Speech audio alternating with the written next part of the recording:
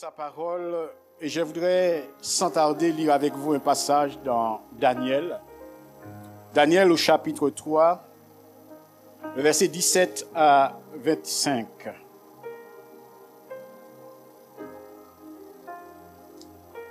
Le livre de Daniel, le chapitre 3, c'est une histoire que nous connaissons, que vous connaissez. Et peut-être certains vont apprendre aujourd'hui, c'est l'histoire de trois jeunes Hébreux. Nous lisons à partir du verset 17. « Voici notre Dieu que nous servons peut nous délivrer de la fournaise ardente. Et il nous délivrera de ta main, ô roi. Sinon, sache, ô roi, que nous ne servirons pas tes dieux et que nous n'adorons pas la statue d'or que tu as élevée. » Sur quoi, Nebuchadnezzar fut rempli de fureur et il changea de visage en tournant ses regards contre Shadrach, Meshach et Abednego. Il reprit la parole et ordonna de chauffer la fournaise 7 fois plus chaud qu'il convenait de la chauffer. Puis, il commanda à quelques-uns des plus vigoureux soldats de son armée de lier Shadrach, Meshach et Abednego et de les jeter dans la fournaise ardente. Ces hommes furent liés avec leurs caleçons, leurs tuniques, leurs manteaux et leurs autres vêtements et jetés au milieu de la fournaise ardente. Comme l'ordre du roi était sévère et que la fournaise était extraordinairement chauffée, la flamme tua les hommes qui y avaient jeté Shadrach, Meshach et Abednego. Et ces 3 hommes, Shadrach, Meshach et Abednego, tombèrent liés au milieu de la fournaise ardente. Alors le roi Nebuchadnezzar fut effrayé et se leva précipitamment. Il prit la parole et dit à ses conseillers, « N'avons-nous pas jeté au milieu du feu 3 hommes liés ?» Ils répondirent au roi, « Certainement, au roi. » Il reprit et dit, « Eh bien, je vois 4 hommes sans liés, qui marchent au milieu du feu et qui n'ont point mal. » Et la figure du 4e ressemble à celle du Fils de Dieu. Que le Dieu Tout-Puissant soit béni. J'étais en train de réfléchir. Vous savez comment je prépare mes messages? C'est en travaillant. Comme je travaille seul, alors j'ai réfléchi. Seigneur, parle-moi, dis-moi quelque chose pour dire au peuple, puisque moi pas personne, ça y a besoin. Et parfois ça me vient comme une flash comme ça, ou bien je lis un verset, ou bien j'entends une personne parler, puis voilà. Et puis c'est comme ça, frères et sœurs. Chacun, Dieu parle à chacun comme il veut. Et je me suis dit, mais quel titre donner à ce message? Et finalement, je me suis dit, je lui donnerai le titre « Besoin de la grâce de Dieu » ou bien « Dans la fournaise ardente ». J'aimerais dire à quelqu'un ce dont tu as besoin quand tu es acculé, ce dont tu as besoin quand tu es perdu, c'est de la grâce de Dieu. Tu as besoin de la grâce de Dieu. Parce que c'est Dieu qui délivre et qui libère. Quand, comme ces hommes, l'ordre du roi est sévère, ce dont tu as besoin, c'est de la grâce de Dieu. J'aimerais te dire, quand tu es dans la fournaise extraordinairement chauffée, ce dont tu as besoin, c'est de la grâce de Dieu. Quand tu es lié et mains et pieds et jeté avec tout ce que tu as dans la fournaise ardente, ce dont tu as besoin, c'est de la grâce de Dieu. Quand tu te retrouves comme Daniel, jeté dans la fosse aux lions, ce dont tu as besoin, c'est de la grâce de Dieu. Quand tu as péché contre Dieu, tu as fait ce qui est mal aux yeux de Dieu et tu subis les conséquences, ce dont tu as besoin, c'est de la grâce de Dieu. Nous bénissons Dieu pour sa grâce. Vous savez, bien-aimés frères et sœurs, la grande question, comment accéder à la grâce de Dieu? Je dirais tout simplement par la foi. Et la deuxième question, qu'est-ce que c'est que la foi? On parle beaucoup de la foi dans l'Église. On entend beaucoup de messages dans la foi. Mais on a une très grande méconnaissance de ce qu'est la foi véritable. La foi, en tout cas, que Dieu nous parle dans sa parole. Comment accéder à la grâce? Par la foi. Qu'est-ce que c'est que la foi? Je dirais avant tout, la foi est un acte d'obéissance. C'est un acte d'obéissance envers Dieu. Celui qui a la foi, il craint Dieu premièrement. Celui qui a la foi respecte Dieu et croit ce que Dieu dit et s'appuie sur les promesses de Dieu. Celui qui a la foi obéit et espère en Dieu. Est-ce que nous avons la foi en ce matin? Vous savez, chacun de nous sommes possédés de cette foi intellectuelle dont on a besoin, puisque la Bible dit il faut que celui qui s'approche de Dieu croit que Dieu existe. Nous en avons besoin de la foi intellectuelle, bien-aimés frères et sœurs.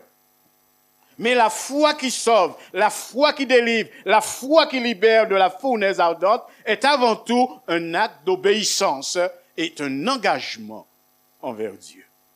Est-ce que tu t'es engagé envers Dieu? Est-ce que tu t'es engagé envers le Christ Jésus? Le mot foi et croire implique beaucoup de choses. Beaucoup de choses, frères et sœurs.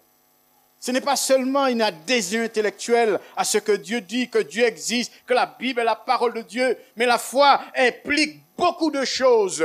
Est-ce que vous êtes impliqués? Est-ce que vous savez ce que la foi implique? Est-ce que vous savez ce que la foi nous demande? La foi et croire signifie premièrement se consacrer. C'est ça la foi véritable. Premièrement, se consacrer. Deuxièmement, s'abandonner. Ce que nous retrouvons, ces trois jeunes Hébreux. Ils sont vraiment consacrés à Dieu. Ils sont menacés. Ce sont des Hébreux. Ils ont l'interdiction de la part de Dieu de se prosterner devant les statues, devant les idoles, devant les hommes, etc. Et voilà, le roi les oblige à se prosterner. Ils vont tenir tête au roi. J'aimerais vous dire, quelle que soit la personne qui vous demande de faire quelque chose qui soit contraire à la parole de Dieu, tenez tête. Quelle que soit sa position dans le monde, tenez tête à quiconque vous demande de faire quelque chose qui soit contraire à la parole de Dieu. Serait-ce le patron?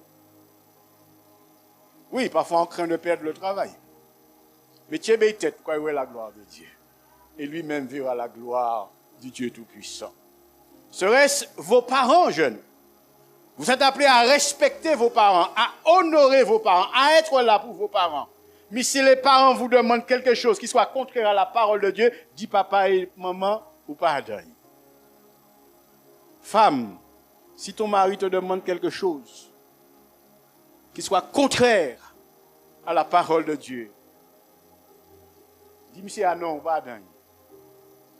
Le contraire est aussi vrai, frères et sœurs. Serait-ce dans l'église où le prédicateur ou le pasteur ou quiconque vous demande quelque chose qui soit contraire à la parole de Dieu, vous devez tenir tête. Car nous sommes là pour avant tout faire ce que Dieu nous demande, ce que Dieu nous réclame. Et c'est ça la foi, se consacrer à une personne, à Dieu, s'abandonner à Dieu. Et c'est à ce moment-là que nous verrons la gloire de Dieu. Vous savez, le mot croire et foi, ce sont les mots les plus importants du Nouveau Testament. Dès l'Ancien Testament, il y avait Habakkuk qui disait que c'était une parole prophétique qui s'est accomplie avec la venue de Jésus-Christ et qui est la base même, le fondement même de la foi chrétienne. Le juste vivra par la foi. Et nous retrouvons cette même parole dans Hébreux et dans Romains. Celui qui est notre divin modèle dans cet exercice, je crois bien, c'est pas moi, ne me prenez pas comme exemple, surtout pas. C'est pas le pasteur, avec tout le respect que nous avons pour lui. C'est pas le bishop. Non, c'est Jésus, notre divin modèle. Et Jésus va nous donner l'exemple. Il est tout entier Dieu et homme. Et Jésus, homme sur la terre, a accompli parfaitement la volonté du Père. Et il va donner l'exemple. Il commence son ministère. Il va se faire baptiser par Jean le Baptiste. Est-ce que Jésus a besoin d'être baptisé? Je ne crois pas. Parce que Jésus est sans péché, sans faute. Mais qu'est-ce qu'il dit à Jean-Baptiste? Jean-Baptiste s'oppose. Il dit, laisse faire afin de donner l'exemple. Il va obéir, il va donner l'exemple. Lorsqu'à un moment donné, ils veulent confronter Jésus, lui demander, est-ce qu'il faut payer les impôts? Payez vos impôts, s'il vous plaît. Et si c'est trop cher, allez faire des réclamations, mais payez. Et Jésus dit, oui, rendez à César ce qui est à César et à Dieu ce qui est à Dieu. Et Jésus a payé les impôts. Il a donné l'exemple. Jésus a dit dans Jean chapitre 5, verset 19, « Le Fils de l'homme ne peut rien faire de lui-même, il ne fait que ce qu'il voit faire au Père. » Il ne peut rien faire de lui-même. Et j'aimerais lire le verset 30 dans Jean chapitre 5, verset 30. Si on peut l'afficher. « Je ne puis rien faire de moi-même.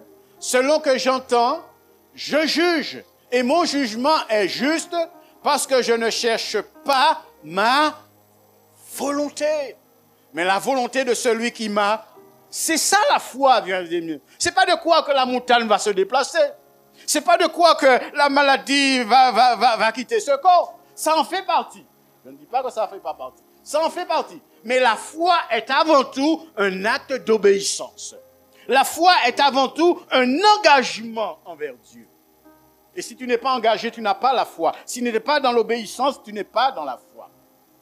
Et quand c'est comme ça, on tombe facilement dans la magico. Et nous sommes tellement comme ça aux Antilles. Je faisais remarquer, parce qu'on s'enseigne mutuellement, mon épouse et moi-même, fait des réflexions sur des choses. Il y a quelque chose qu'on entend souvent, et je dis, mon épouse, ça me fait mal. Par exemple, le chrétien, il va chez le médecin lui annonce, voilà, monsieur, madame, malheureusement, vous êtes venu trop tard, il y a un problème. Je condamne cette parole. Je rejette ces paroles. Je brise ces paroles. Vous pouvez briser toutes les. Parce que ce n'est pas une parole que le médecin a prononcée sur ta vie, sans réalité y révéler. On tombe dans la magie. Maintenant, tu peux condamner la maladie si tu veux. Mais la docteur a dit, on a tel problème, on peut condamner par la qu'on l'est, mais c'est une réalité qui est là. Mais on tombe dans les mystiques. Je dis, ok, docteur, il n'y a pas de souci, vous faites diplôme, vous faites médecin, tu n'es pas fou, du moins. Maintenant, je sais quelle position adopter par rapport à cela, parce que je suis un homme de foi, je suis un homme qui croit en Dieu. Amen. Mais parfois, on tombe dans la magico-religieuse, je renonce à cette parole. J'ai un frère que j'ai visité, je visite à l'hôpital, là, malheureusement, un cas assez grave. Quand on lui a annoncé un problème, il fait seulement mais les tables, il dit, je renonce à ça au nom de Jésus. Mais l'hôpital, là, presque mort. Je dis, non, frère, demande à Dieu pardon, parce qu'il a dit plein de paroles derrière ça. J'ai dit, non, demande à Dieu pardon. Maintenant, on est dans un foi. Ok, d'accord. Maintenant, je sais ce que j'ai, je sais comment prier. Je peux cibler ma prière. Je sais comment combattre maintenant. C'est une réalité, mais ce n'est pas la parole du médecin qu'il faut rejeter, condamner. Le médecin n'a pas fait. Vous allez à l'examen, on vous dit que vous allez échouer. Quoi condamner parole là? Parce qu'on peut aller au radio à échouer. Tu condamnes cette parole-là. Je rejette cette parole-là. Mais si après examen, un professeur a dit, vous avez échoué, quoi condamner parole là alors? Mais non, on ne peut pas condamner parole là. Quand on commence à réfléchir, ça va faire. Est-ce qu'elle m'a viré passer ou bien est-ce qu'elle m'a projeté moins? Est-ce que vous comprenez ce que je vous dis, Venez? Ne soyons pas des gens magico ou religieux, mais des gens de foi. Et Jésus a donné l'exemple, frères et sœurs. Et dans Hébreux chapitre 5, verset 8, écoutez ce que le maître Jésus dit. Et la Bible dit, il a appris, en parlant de Jésus, l'auteur de l'Épître aux Hébreux, qui ne s'est pas révélé, dit, il a appris bien qu'il fût fils. On peut l'afficher, Hébreux 5, verset 8, ou bien notez-le sur vos notes. Il a appris, bien qu'il soit fils, l'obéissance par les choses qu'il a souffert. Il a appris l'obéissance. Nous avons besoin d'obéir.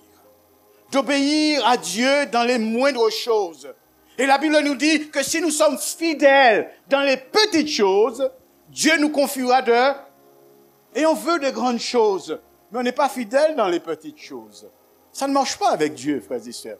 En tout cas, personne ne peut manipuler Dieu. Et Philippiens, chapitre 2, verset 9. Philippiens, chapitre 2, verset 9.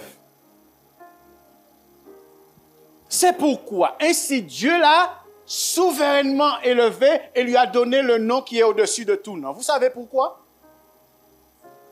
Parce qu'il a été obéissant, il s'est humilié jusqu'à la mort de la croix. C'était ça le plan de Dieu, c'était ça la volonté de Dieu. Qui enverrai-je? Me voici. Il a répondu à l'appel. Et parce qu'il a obéi, il est venu, il a donné sa vie. Lui le juste, il est mort pour des injustes. La Bible dit, par rapport à ça, Dieu l'a souverainement élevé et lui a donné le nom qui est au-dessus de tout nom. Et je vous avais dit une fois ici, tout a un nom. Les hommes, Liméa, Bruno, tout ce qu'on veut, Jeanne, Jacqueline. Les choses, la chaise, le micro, la chair, le ventilateur pour ceux qui ont chaud. Tout a un nom, frères et sœurs. Les éléments, on a le feu, on a le vent, etc. Tout a un nom, les animaux, on les a donné des noms. Tout a un nom, la nature. Un cyclone qui va venir, il y a un nom tout de suite. Tout a un nom.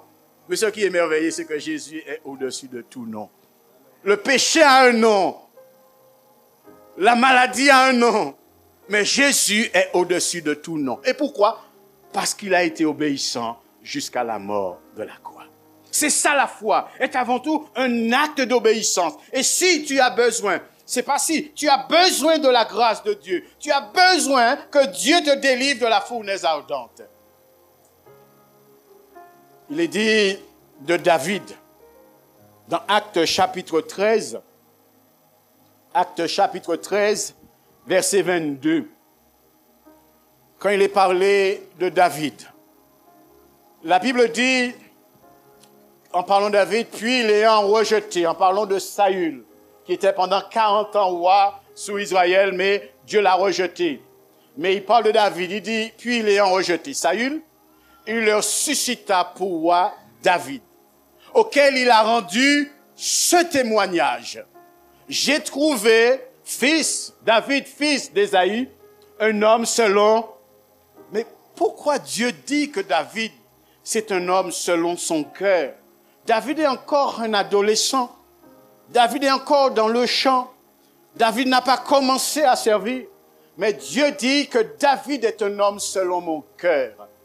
La suite est dans la fin du verset.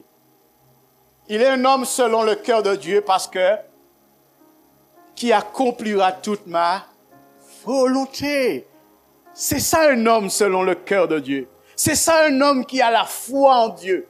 Il accomplira. Il peut pas faire, mais Dieu sait. Ça ne veut pas dire que David n'aura pas de difficultés ni des épreuves. Parce que si on voit la vie de David, David fait un lot bagage, il va être bon, hein. Mais David, même lorsque David désobéissait à l'Éternel, il reconnaissait en disant, Seigneur, si vous jugez moi, ou juste à ton jugement, ou sans reproche à ton sentence. Il est un homme selon le cœur de Dieu parce qu'il accomplira, parce qu'il va obéir, parce qu'il va s'engager. Et David se retrouve devant Goliath. David n'a pas d'expérience. Et Goliath, c'est un homme d'expérience. Mais David s'engage dans le combat parce qu'il a confiance en Dieu. Il s'engage. Obéir et s'engager. Est-ce que tu es engagé? Est-ce que tu es engagé avec le Seigneur dans ta vie personnelle? Est-ce que tu es engagé avec le Seigneur dans la vie de l'Église? Vous savez, je dis souvent aux gens, je ne sers pas une Église. Je sers Dieu dans une Église. Et je ne servirai jamais une église. Je sers Dieu dans une église. Et j'ai besoin d'église. Je ne pourrais pas vivre en électron libre. Je ne pourrais pas. Il y a des gens qui arrivent à le faire. Je ne sais pas pourquoi, comment, mais j'arrive pas. J'ai besoin de l'église. Mais je servirai jamais une église. Je sers Dieu dans une église. Est-ce que vous voyez la différence? C'est un homme selon mon cœur. Ce dont tu as besoin, c'est de la grâce de Dieu. Je voudrais vous lire une histoire concernant David. C'est extraordinaire. Pour comprendre cette réalité, c'est de la grâce de Dieu. Tu es là ce matin, tu es en difficulté, tu es là ce matin, tu es acculé, tu es là, tu souffres de ton cœur, Tu es là, tu te culpabilises parce que tu as péché. J'aimerais te dire, ce dont tu as besoin, c'est de la grâce de Dieu en ce matin. Il est le Dieu qui fait grâce et miséricorde. Et lisons 2 Samuel. 2 Samuel, le chapitre 24, le verset 10 à 14. C'est extraordinaire. J'aime beaucoup cette histoire. On tire tellement de leçons dans la vie de ces hommes de Dieu qui n'ont pas toujours été des exemples dans certains domaines, mais dans d'autres, ils nous ont donné des belles leçons parce qu'ils avaient compris ce qu'est avoir une relation avec Dieu. Il nous a dit ceci. David sentit battre son cœur après qu'il eut ainsi fait le dénombrement du peuple. Et il dit à l'Éternel, j'ai commis un grand péché. Il se peut que ce matin, tu as commis un grand péché. Mais j'aimerais te dire que Dieu ne t'abandonne pas. Dieu ne te laisse pas. Et vous allez comprendre ce qui se passe. Et il dit, j'ai commis un grand péché en faisant cela. Ce qui est mal, le dénombrement, Dieu ne lui avait pas demandé de le faire.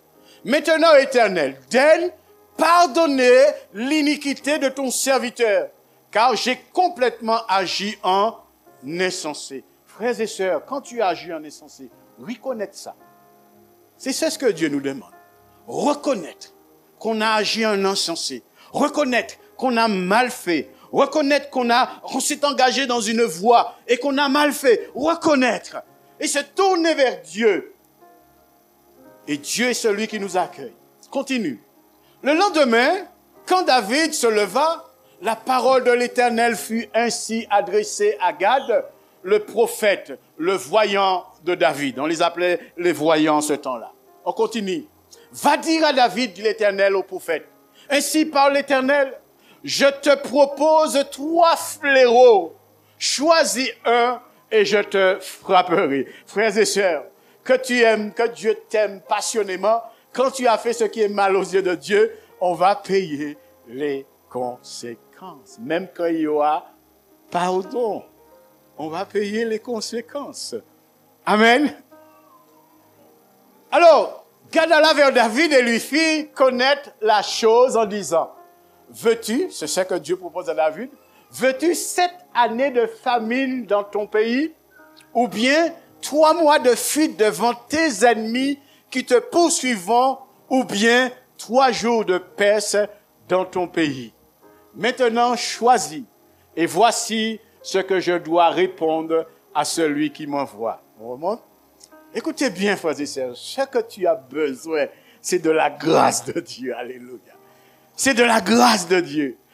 David répondit à Gad, je suis dans une grande angoisse. Oh, tomber entre les mains de l'Éternel. C'est ce qu'il accepte. C'est celle qui dit, je préfère tomber entre, c'est de la grâce de Dieu dont tu as besoin. Je préfère tomber entre les mains de l'Éternel, car ses compassions sont immenses. Mais que je ne tombe pas. Nous mauvais, frères et sœurs. Que je ne tombe pas entre les mains des... David a tout compris, frère. David est un homme selon le cœur et qui, frères et sœurs, apprend à connaître Dieu. Ce dont tu as besoin, c'est de la grâce de Dieu. David dit, je préfère tomber entre les mains de l'Éternel que je ne tombe pas entre les mains. Je juge facilement, je condamne facilement, je ne pardonne pas facilement, non. Je ne suis pas bon du tout, non. Ne tombe pas entre les mains du fort, oui, non, non. Pas tomber en la main, moi. Vous exagérez un peu, je suis bon, hein, c'est gentil. Mais pour vous dire, frères et sœurs, c'est de la grâce de Dieu. Les hommes ne donnent pas la grâce comme ça. Les hommes ne pardonnent pas comme ça. Il y a toujours, je pardonne, mais on n'oublie pas. On pardonne, on se réconcilie un peu, mais on reste foi. David dit, je ne veux pas tomber entre les mains de Dieu. Ce dont on a besoin, c'est de la grâce de Dieu. Quelle que soit la situation, ce dont tu as besoin, c'est de la grâce de Dieu. Et la grâce de Dieu, frères et sœurs, c'est avant tout un acte d'obéissance pour bénéficier de la grâce de Dieu. J'aimerais lire avec vous un texte dans Tite, où il nous est parlé de la grâce de Dieu. Tite, chapitre 2. C'est extraordinaire. Il est parlé de la bénédiction de la grâce de Dieu. Ce que Tite, chapitre 2, à partir du verset 11. On peut l'afficher. Car la grâce de Dieu, source de salut, sauver. Et j'ai déjà expliqué, le mot sauver, c'est enlever quelqu'un, c'est retirer quelqu'un d'une situation de danger, de détresse, tout ce qu'on veut, et de mettre cette personne à l'abri. Le mot salut, c'est ce mot sauver. Car la grâce de Dieu, source de salut pour tous les hommes, sans exception, pour tous les hommes, a été manifestée. Continue. Elle nous enseigne. Voilà ce que la grâce nous enseigne. Soyons attentifs, frères et sœurs. La grâce nous enseigne quoi? À renoncer à l'impiété. Vous savez ce que c'est que l'impiété? C'est un manque de respect pour Dieu et les affaires de Dieu. Et la piété, c'est un saint respect pour Dieu et les affaires de Dieu. Et la grâce nous enseigne ça. C'est ce que la grâce nous enseigne. À renoncer. La grâce implique quelque chose. À renoncer à l'impiété, aux convoitises mondaines. N'aimez point le monde, ni les choses qui sont dans le monde. Car le monde passe et ses convoitises aussi. Ce qui demeure, c'est la parole de Dieu, frères et sœurs. Il dit, et à vivre dans ce siècle présent selon la sagesse, la justice et la piété. Nous sommes où? On continue. À attendre la bienheureuse espérance et la manifestation de la gloire et de... C'est que la grâce nous enseigne. La grâce nous enseigne à obéir, à renoncer à l'impiété, à renoncer à l'injustice, à renoncer à la désobéissance. Pour accéder à cette grâce-là, il faut obéir. Et nous avons ce texte que nous avons lu, et j'aimerais retourner dedans, dans Daniel, le chapitre 3. Retournons dans ce texte. Il est dit, sache au roi, au verset 18, Daniel chapitre 3. Nous pouvons monter plus haut.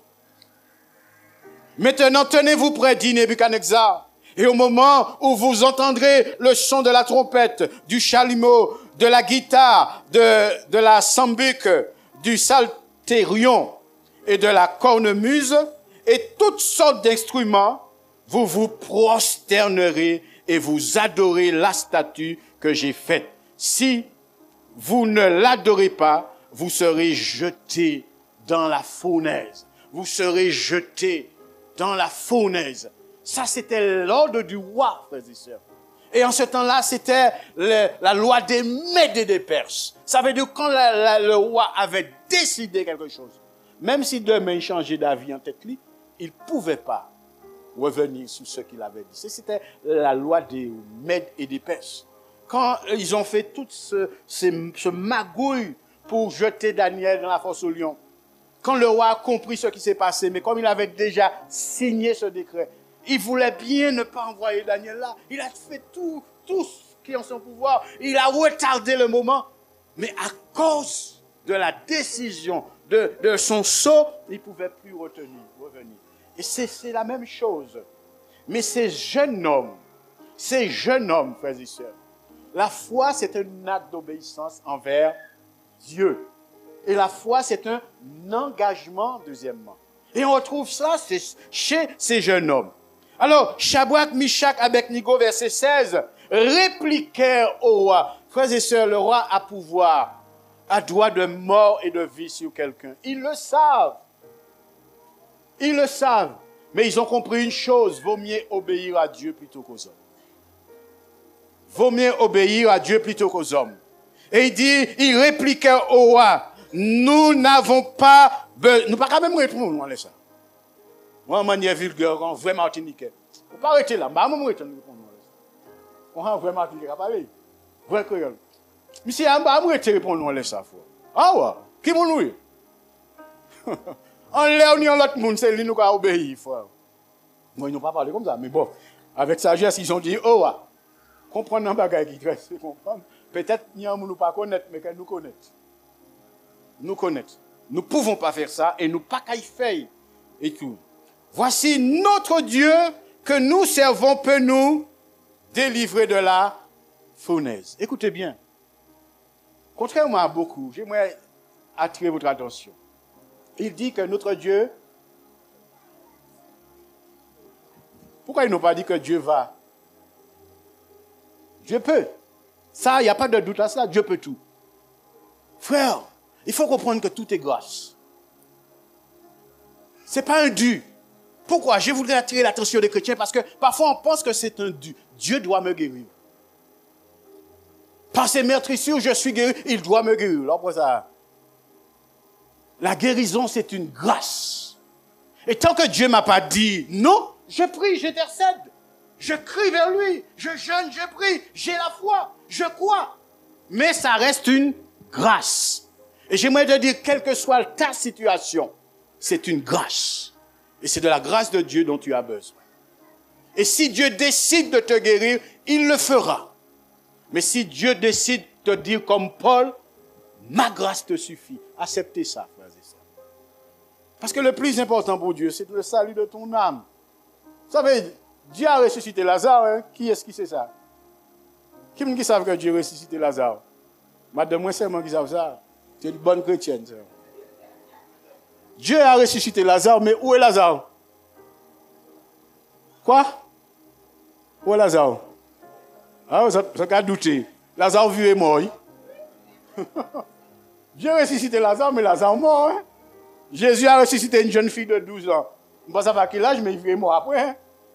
Tout est une grâce, frère. Tu es malade là, Dieu te guérit. Alléluia, c'est un témoignage fort. Ça renforce notre foi et un témoignage qu'on a donné autour de nous. Mais il n'a pas dit que Dieu ne peut pas vivre trop malade dans notre bagage. Hein? Dieu n'a pas... C'est pas un dû. Il faut comprendre ça, frères et sœurs. C'est pas un dû, mais c'est une grâce. Maintenant, tant que Dieu ne m'a rien dit encore, alors je vais importuner Dieu. Hein? J'importune Dieu parce que moi, ça vous capable de faire. Il m'a attendre nous faire pas moi. On a le droit parce que lui-même nous dit de l'importuner. On va importuner Dieu. Sans cesse, on va revenir. Seigneur, moi, en guérison.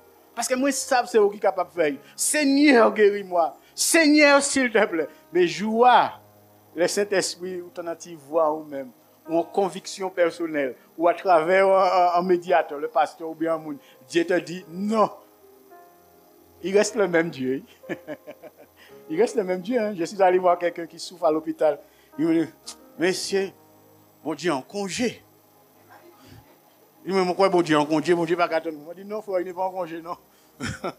Non, il n'est pas en congé, frère. Je te comprends, je ne te condamne pas. Parce que lorsqu'on est dans la souffrance, c'est celle qui cache les manches près là, qui savent si chaud. Alors je ne te condamne pas, mais parce que nous pas ni foi, c'est pas ça. Mais je t'encourage, je te dis, non, il a. Pas vous avez fait, il va en congé, il va abandonner. Il a. Mes frères et sœurs, la grâce nous enseigne. Et ces jeunes hommes, ces jeunes Hébreux, ils vont tenir tête parce qu'ils savent qu'il y a un Dieu vivant et tout-puissant et qu'ils peuvent bénéficier de la grâce de Dieu. Et ils savent très bien, pour accéder à la grâce de Dieu, c'est par la foi. Et que la foi est avant tout un acte d'obéissance. Et ils vont obéir à Dieu plutôt qu'au roi. Ils vont aller jusqu'à être prêts à être jetés dans la fournaise. Jusqu'où ou prêts à aller pour foire. Jusqu'où ou prêts à aller pour moun qui ka servir. Ils savent qu'il n'y a pas d'issue. Et que s'ils résistent encore, s'ils s'entêtent encore, ils vont être jetés dans la fournaise. Non, voici notre Dieu que nous servons peut. Il peut le faire. Il peut le faire. Il peut nous définir de la fournaise. Et il nous délivrera de ta main. Ça veut dire que quel que soit ça, il fait, mais il va délivrer nous de la main. Si vous jetez nous en finance là, nous morts, nous délivrer de la main. Ouais. Parce que, ou qu'à vrai nous directement.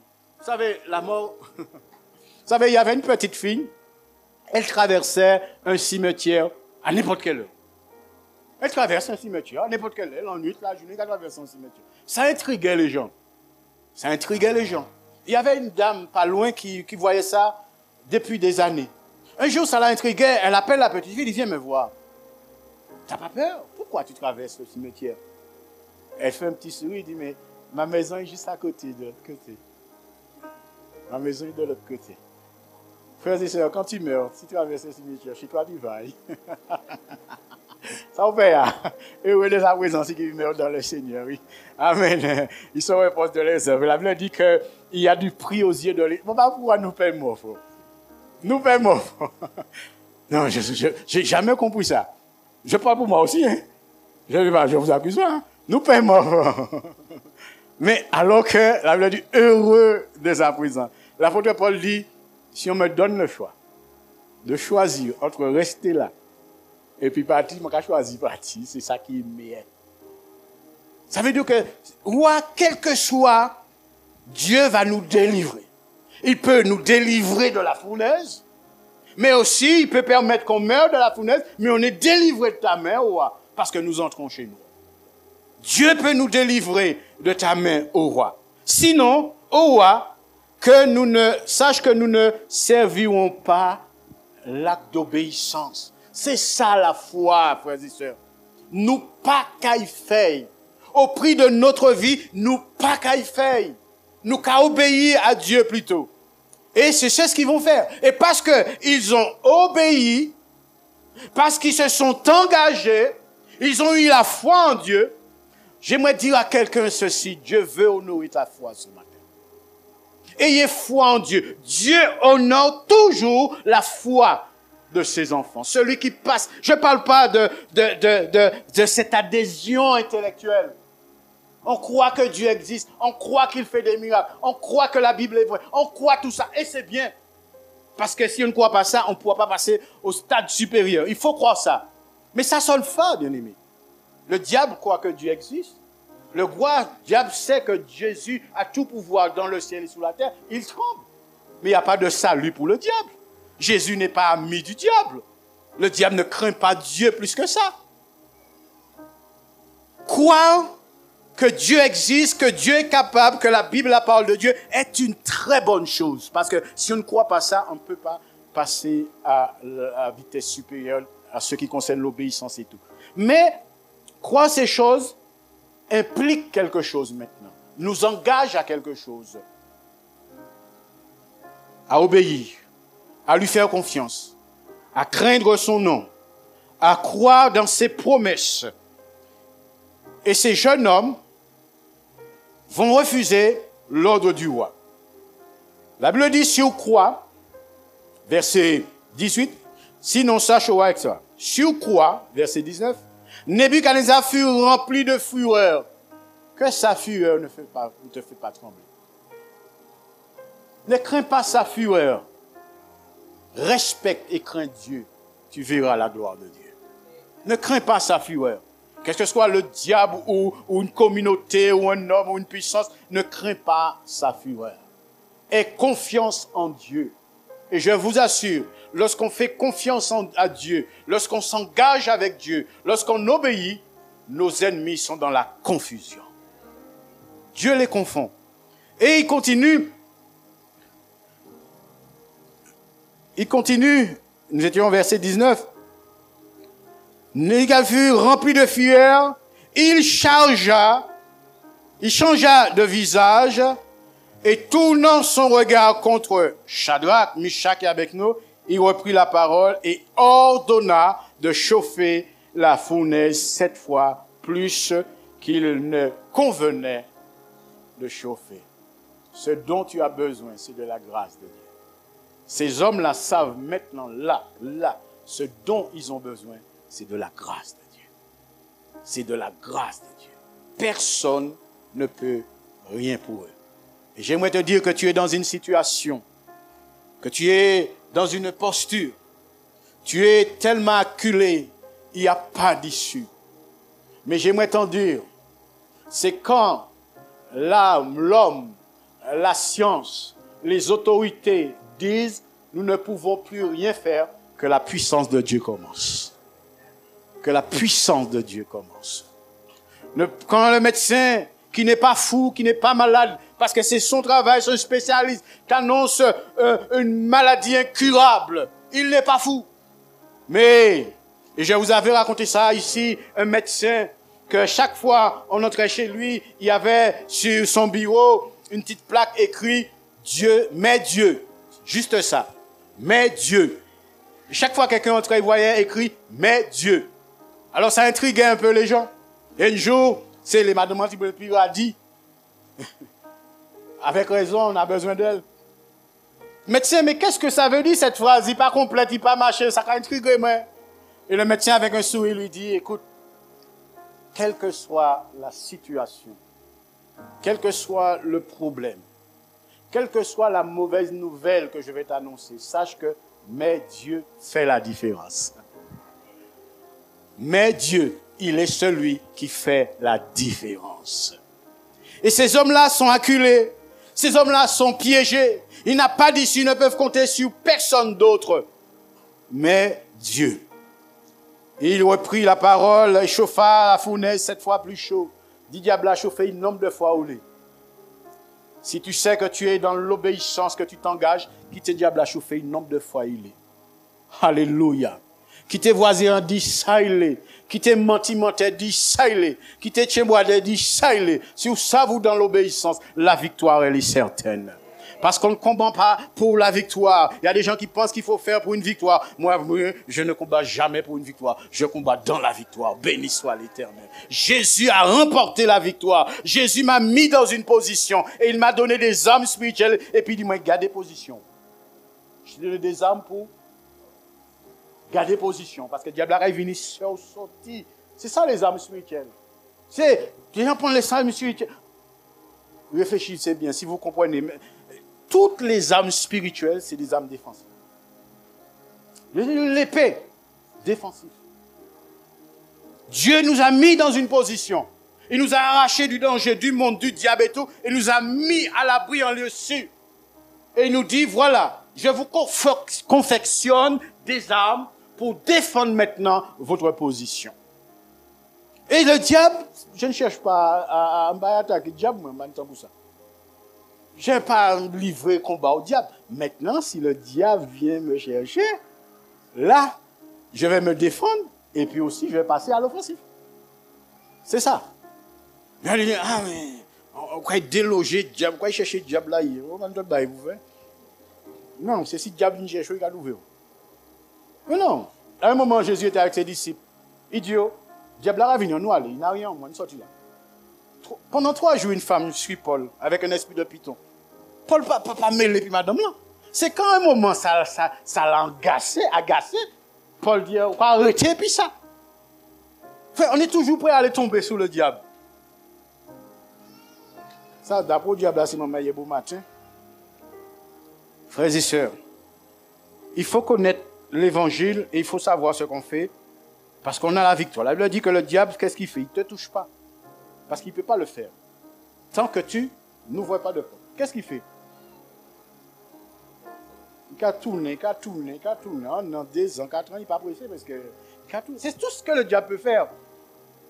Je vois qu'il est ouvert au défaut de la cuirasse, comme il a dit. Au défaut de la cuirasse, il a engouffré quoi. Mais le diable ne peut pas te toucher, frère. Ça ne crois pas ça.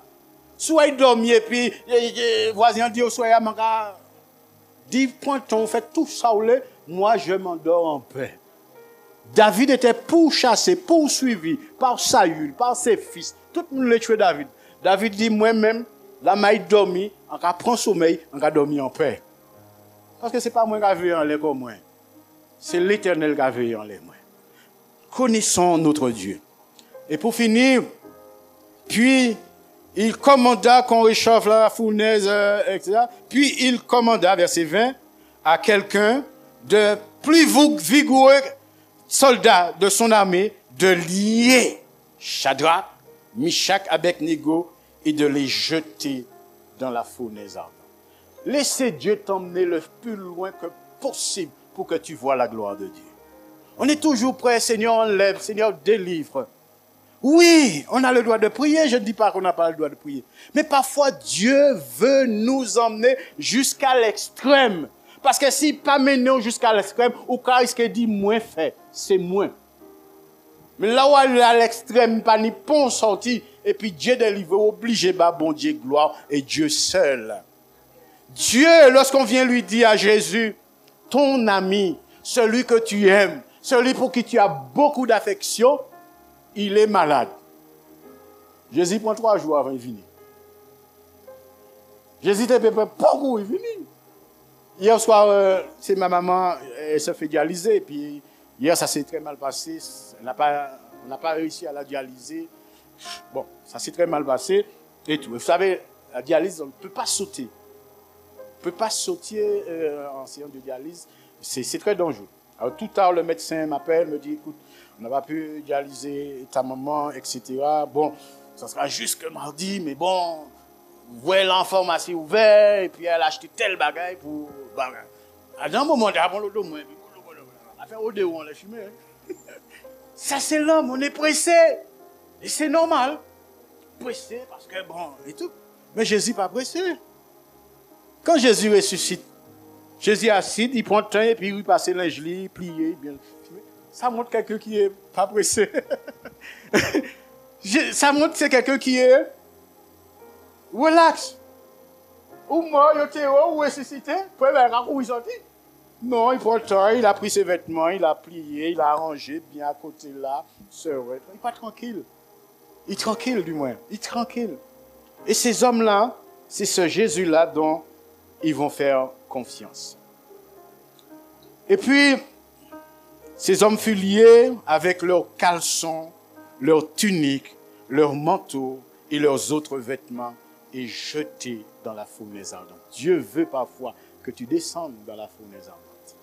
Vaut mieux ne pas dire à Dieu de t'enlever dans cette situation, mais lui demander plutôt, Seigneur, donne-moi la force de traverser cette situation. Quelqu'un a dit, vous savez, en Inde, il y a des gens qui sont malades, mais ça n'engage que. Je respecte, ça n'engage que. Il va mettre des braises et puis il va marcher à pieds nus. Mais ce n'est pas malade. Mais qu'est-ce qui se passe? Là, ils ont engagé quand ils ça va faire. Ah, ils vont arrêter de vous. Là, ils ont engagé quand c'est flap. Quelqu'un t'a dit, si tu traverses l'enfer, surtout ne t'arrête pas.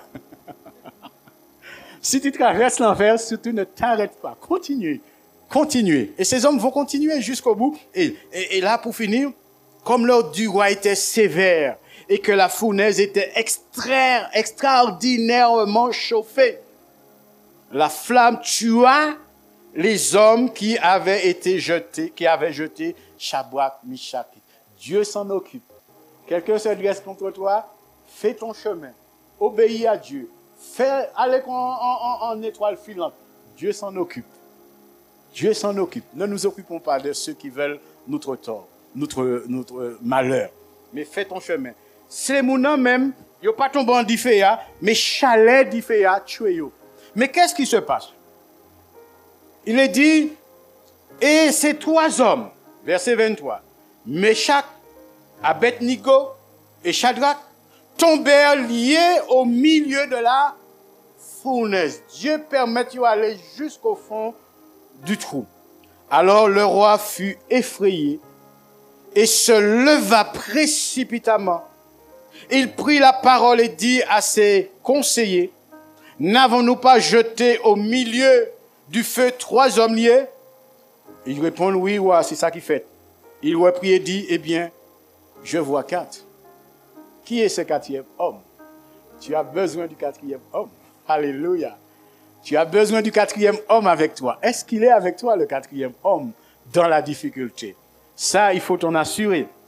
Nous est un 4e homme. Et puis il dit, on reprend, il reprit et dit, eh bien, je vois 4 hommes sans lien. Ils ont jeté lié, et puis calcé tout l'injure, mais ma 4 moun sans lien. Dieu s'en occupe. Ce dont tu as besoin, c'est de la grâce de Dieu. Et il continue, qui marche. Il y a une fournaise là, parfois une fournaise là, mais Dieu dans la fournaise veut te donner la vraie paix. C'est pas quand tout va bien, quand il y a un beau soleil, que tu dis je suis en paix. Non, c'est pas quand il y a pas de problème, j'aime mon frère, j'aime ma soeur. Non, c'est là, bon Dieu, levez mon frère, levez ma soeur dehors, quoi ça vous aimez.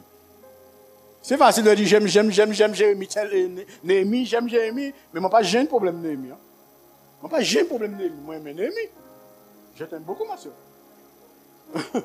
Mais si demain matin, si là, je sais si vraiment moi, mais les si nous aimons nous. Et parfois, Dieu crée les situations pour nous montrer. Pourquoi dire ça? Mais voilà.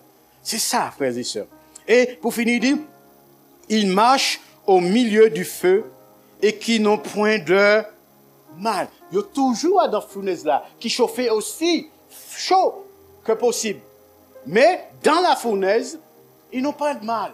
Frères et sœurs, ce n'est pas quand Dieu va t'enlever dans la fournaise que tu vas expérimenter de grandes choses avec Dieu.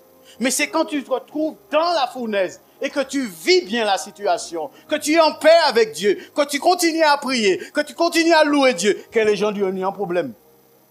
Il y a un problème. C'est que ça t'engage moi, tu me dis, faire alimenter moi, il y a un problème, Bougla va chanter, va louer, va glorifier Dieu, et ça va changer leur vie. Changer leur vie. Et le quatrième ressemble à un fils, il dit de Dieu, parce qu'il peut reconnaître Dieu. Il dit de Dieu. Mais nous savons que c'est Jésus. Jésus n'est pas venu au temps de Pilate, né de la Vierge Marie. Jésus était là longtemps avant, parce qu'il est le Dieu véritable. Et c'est de la grâce de Dieu dont tu as besoin ce matin. Quel que soit ton problème, quelle que soit ta difficulté, quelle que soit ton épreuve, tu es acculé, tu es perdu, tu ne vois pas d'issue. J'aimerais te dire, c'est de la grâce de Dieu dont tu as besoin. Et comment accéder à la grâce de Dieu? C'est par la foi. Et la foi est un acte d'obéissance, est un engagement envers Dieu. C'est ce dont tu as besoin. Tu sais, parfois, tout n'est pas mauvais. Hein? Parfois, quelqu'un a un problème, on lui dit, viens, on va prier pour lui. On prie, on pose les mains, on pose les pieds. S'il n'y a pas assez, on demande aux anciens, d'autres personnes venir. Plus ni en main, on pense que ça va régler le problème. Tout ce que la personne a besoin, c'est d'un suivi pour voir ce qui ne va pas. Parce que moi, je reste convaincu. S'il y a de ceux qui pensent le contraire, je respecte. Je n'ai aucun problème avec ça. Je reste convaincu. La clé d'une vraie délivrance, c'est une repentance. La clé d'une vraie repentance, c'est une repentance authentique. La clé d'une vraie délivrance, c'est une repentance authentique. Parfois, les gens cachent des choses. On prie, on jeûne, mais ils ont des choses cachées dans leur vie. Ils ne veulent pas se repentir de ça. Et on ne voit pas de délivrance. Et toi-même, tu te mets en cause. Tu te dis, mais par contre, est-ce que c'est moi qui parle la foi? Frères et sœurs, soyons honnêtes avec Dieu déjà. Et soyons honnêtes entre nous. Entre nous. Si tu ne peux pas me dire ça qui ne va pas dans ta vie, tu n'es pas obligé. Parce que ça arrive, il y a des gens qu'on n'a pas confiance. Surtout aujourd'hui. Ça arrive. On ne peut pas faire confiance à tout le monde. Mais au moins, cherche quelqu'un en qui tu as confiance. Et va vers cette personne, lui dis, écoute, voilà, j'ai ça dans ma vie. Et c'est un problème, je n'arrive pas à m'en sortir. De moi-même, je n'arrive pas. Mais je veux. Et tu confesses ça, tu pries, et tu verras. Tu n'as pas besoin de chasser pièces démons, liées pièces esprits ailleurs. Quand tu as confessé avec ce désir d'abandonner, de laisser, tu vois la gloire de Dieu. C'est une loi irrévocable. Tu vois la gloire de Dieu, l'obéissance. Ce dont tu as besoin, c'est de la grâce de Dieu. Si quelqu'un dit ce matin, j'ai besoin de la grâce de Dieu, je te demande de te mettre debout et nous allons prier. Nous allons demander à Dieu de nous toucher par sa grâce. Et si tu sais qu'il y a quelque chose dans ta vie qui est un frein à la bénédiction, si c'est quelque chose dont tu peux régler avec Dieu, entre dans ta chambre, humilie-toi devant Dieu et prie Dieu et détourne-toi. Si quelque chose dont tu sais seul, je n'arrive pas, cherche, viens voir le pasteur ou quelqu'un, ou même une sœur, quelqu'un de confiance qui a la foi. Va vers cette personne, dis prie avec moi et aide-moi dans ce domaine-là. Nous avons besoin de vivre des choses grandes avec Dieu, mais cela passe par l'obéissance. Alors s'il y a quelqu'un qui dit, j'ai besoin, ce dont j'ai besoin ce matin, c'est de la grâce de Dieu. Juste vous mettre debout et je vais adresser une prière à Dieu pour chacun de nous en ce matin. Alléluia. Que Dieu soit loué. Si personne n'a besoin de la grâce de Dieu, tant mieux. Moi, j'en ai besoin constamment. Alléluia. Béni soit l'Éternel. Frères et sœurs, il est bon pour que nous redécouvrons ce qu'est la foi véritable. Il est bon que nous découvrons ce qu'est la sanctification.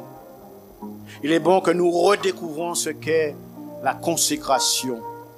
Il est bon que nous redécouvrons ce qu'est l'obéissance à Dieu et à sa parole. Nous avons besoin, et Dieu veut que nous vivions de grandes choses avec lui. Mais sache qu'il y a des choses qui font obstacle. Quand Jésus a voulu ressusciter Lazare, il a demandé d'ôter la pierre. Il pouvait le faire. Mais il y a des choses que nous devons faire et que Dieu ne va pas faire pour nous. C'est nous qui devons le faire. Et ce que nous ne pouvons pas faire, c'est ce qu'il va faire pour nous. Seigneur mon Dieu, avec mon style, avec ma manière, j'ai dit ce que tu as mis sur mon cœur pour encourager ton peuple. Car je crois que chacun de nous pouvons bénéficier de ta grâce. Quelles que soient les erreurs, quels que soient les péchés, quelles que soient les fautes, et quelles que soient les situations, les fardeaux, Seigneur mon Dieu, quelles que soient les attaques du diable, nous avons besoin de ta grâce.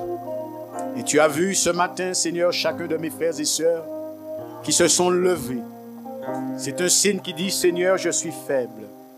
Seigneur, j'ai ça dans ma vie et j'arrive pas à m'en sortir. Je suis conscient que c'est pas bon, mais j'en suis esclave. Mais ce matin, je veux m'en sortir. Je veux être délivré. C'est ce que cela veut dire, Seigneur. Alors je prie que tu entends cette démarche, cette prière, et que tu délivres mon frère, que tu délivres ma sœur, et que tu l'aides, Seigneur mon Dieu, à abandonner si c'est un péché, parce que tu accordes grâce et miséricorde. D'obéir, Seigneur mon Dieu, si c'est une pression que le patron ou quelqu'un met, et que cela pousse à la désobéissance à la parole, que tu leur donnes la force de résister à cette pression. En tout cas, que tu nous accordes à chacun de nous, comme Daniel, comme Shadrach, Meshach, Abednego, cette volonté de te craindre, de te respecter et de t'obéir avant toute chose. Car nous croyons que c'est là la clé de la délivrance. Alors je bénis ton peuple, je bénis ma sœur, je bénis mon frère, je bénis la jeunesse dans le nom de Jésus et que chacun de nous, nous expérimentons ta puissance et ta gloire dans nos vies au nom de Jésus. Amen.